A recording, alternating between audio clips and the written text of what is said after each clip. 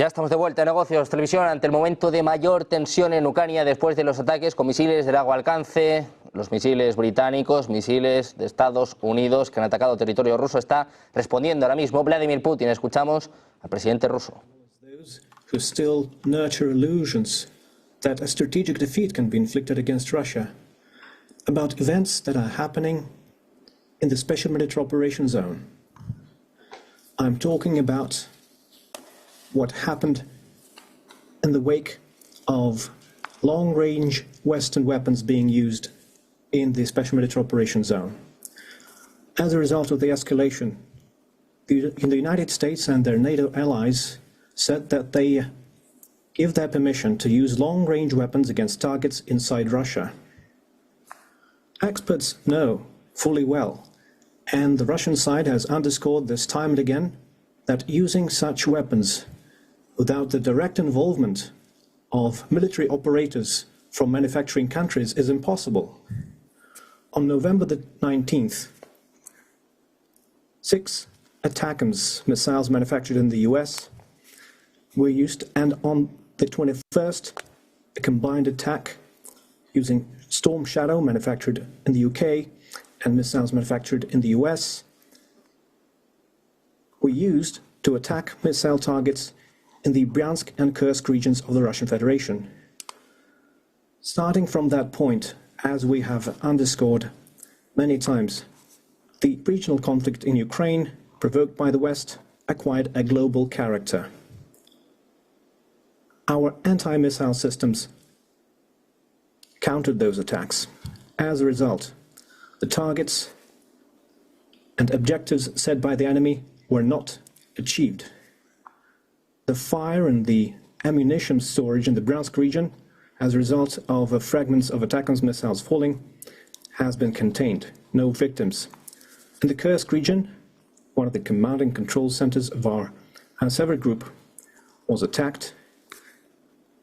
As a result of the attack and the countermeasures, there have been people wounded and killed, and those who were involved in servicing these facilities, but those who were members of the command have not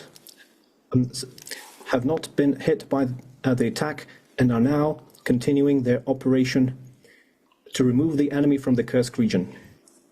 I repeat, the use of such weapons cannot change the course of the special military operation.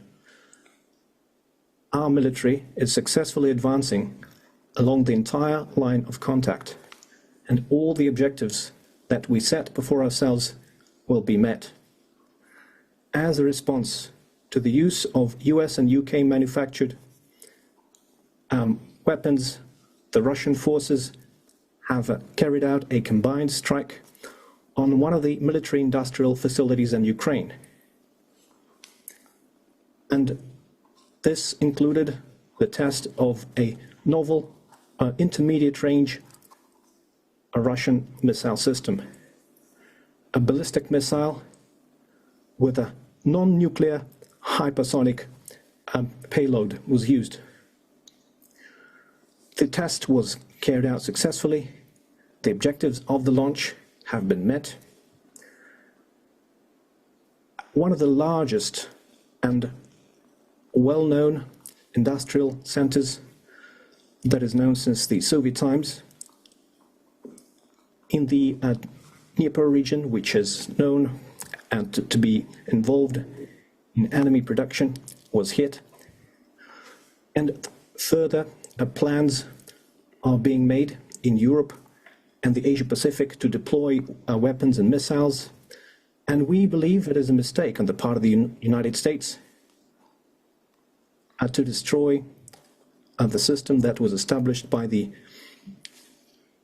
Missile Treaty in 2019. We see that the United States and their allies are now considering and have successfully tested their capabilities to deploy advanced missile systems in different parts of the world. And their exercises routinely include the use of such weapons. Russia has unilaterally refused to deploy intermediate and small-range missiles until we see similar weapons deployed by the United States in a region of the world. The use of the novel system, which was essentially an operational test, was carried out in response to the decisions made by the United States and their allies. And the further actions will be considered and decided based on what we see from them. The further course of action will be determined based on the threats to the security of the Russian Federation. We believe that we have the right to use our weapons against military facilities of countries who allow their weapons to be used against ours. And in case of an escalation, we will act as decisively in a mirror fashion.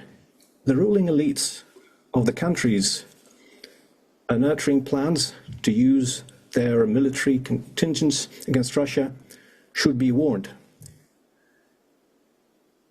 When choosing measures to be used in response, such as the use of systems that was tested recently in Ukraine, will certainly include warnings to civilians to clear the zones that will be targeted, and we will certainly do this in a transparent fashion.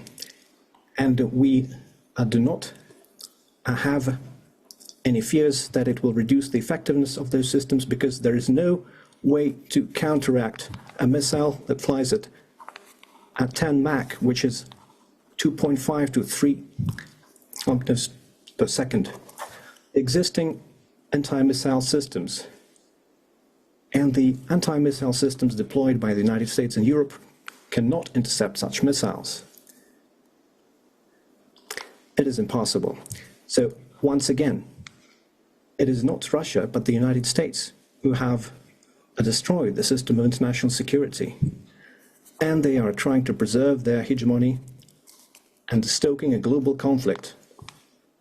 We have always preferred, and we still prefer, to resolve our disagreements using peaceful means, but we are prepared for any scenario. And if anyone has any doubts, they shouldn't. There will always be a response.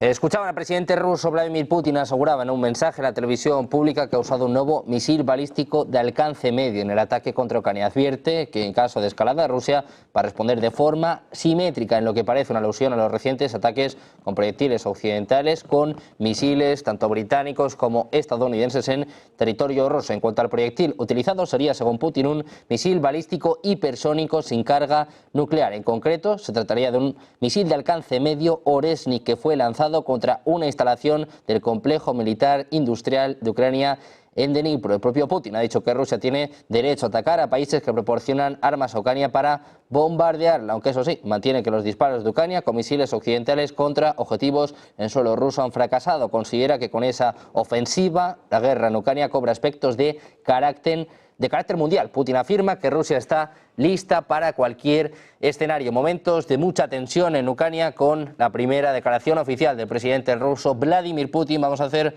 una pausa, unos minutos, pero seguimos con toda la información en Negocios Televisión.